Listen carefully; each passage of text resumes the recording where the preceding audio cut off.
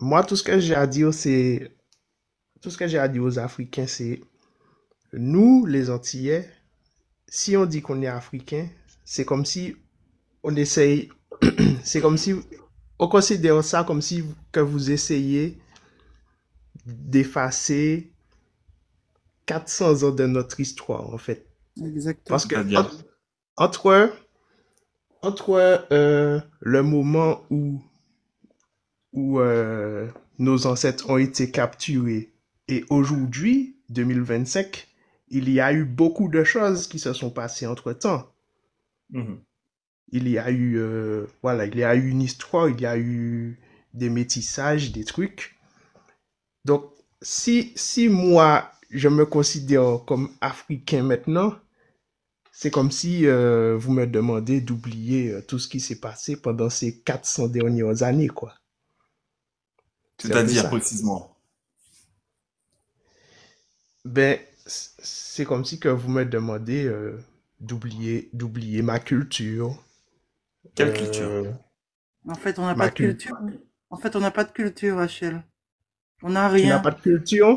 Non, mais c'est ceux qui te font comprendre que tu as rien. Non, mais ça c'est leur vision des choses. Ben Non, justement, non, non, non, non. Ne c'est ce faisons pas que d'amalgame. j'essaie. Ça n'a pas été dit. Ah ben oui, ça a été dit, vous n'avez pas entendu. Non. Il a En tout cas, posé quelle c'est pas, culture? Il a c'est posé pas- quelle culture? Ça veut dire quand on dit quelle culture, c'est qu'on n'a pas de culture en fait. Antillais n'a pas de Non, culture, non, non, Antillais non, n'a rien. justement, Non, c'est non, pas ça qu'il Non, a il dit. faut non, non, préciser. non, non. Voyez, c'est pas du tout ça. Le raccourci, ça C'est change ça. les choses. C'est parce qu'il voulait Parce être. que, parce que un Africain qui a été envoyé en Martinique et un Africain qui a été envoyé en Colombie, par exemple, il n'a pas du tout la même histoire. Il y a des similarités, mais euh, vous ne pouvez pas dire à un Colombien noir de se considérer comme africain juste parce que il est noir, quoi. Mais tu sais Parce, qu'il y a il y parce a que des Colombiens noirs comme des Brésiliens noirs qui font la démarche pour aller en Afrique. oui, oui, et ça c'est respectable, mais ils ne vont pas, ils ne vont pas s'arrêter de parler espagnol ou bien, voilà quoi. Hmm. Ok. On va laisser la parole aussi à Kunta. Si tout le monde parle un tout petit peu, je pense que on pourra Ah. faire plus de temps de parole. Kunta, qu'est-ce que tu penses de tout ça? Oui, Je rappelle bonsoir, toujours que bonsoir le sujet principal, c'est la nationalité béninoise, hein. Puis bon, oui, d'accord, bonsoir le panel. Donc, écoutez, hein, donc, en fait, je vais prendre juste l'exemple de l'île de la Martinique. Donc, on va mhm. dire pour une population de 400 000 habitants. Donc, on va dire dans ces 400 000 habitants, donc vous allez retrouver 20% de personnes, vous savez, pour eux, qui vont trouver bénéfique le fait d'avoir cette nationalité béninoise. Donc, une autre partie de cette population, donc pendant 400 ans, ils ont tout fait pour gommer, on va dire, le côté africain de leur vie.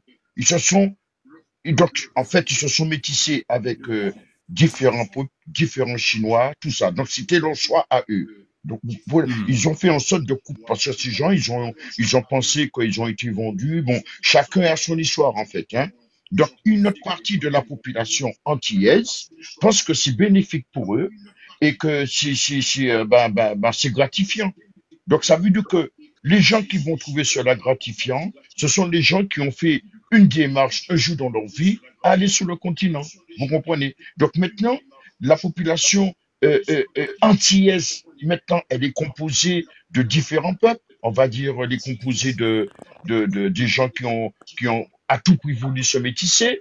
Et donc, la population martiniquaise, antillaise, elle est constituée de populations qui viennent d'Inde, d'Europe, d'Asie.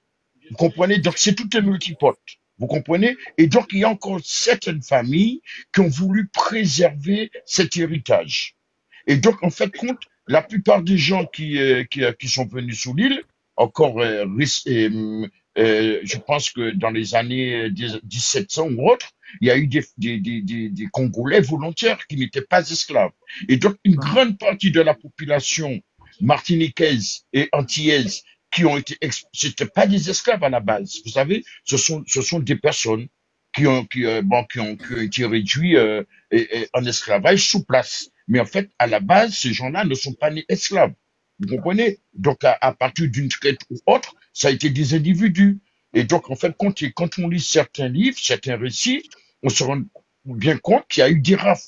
Des gens, des jeunes filles qui allaient récolter du bois ou autre, et bien ces gens, ils ont été capturés. Vous comprenez? Et après ça, donc, autour de ça, donc, il y a eu toute cette économie qui s'est fondée. Mais pour moi, personnellement, pour moi, je trouve que c'est bénéfique.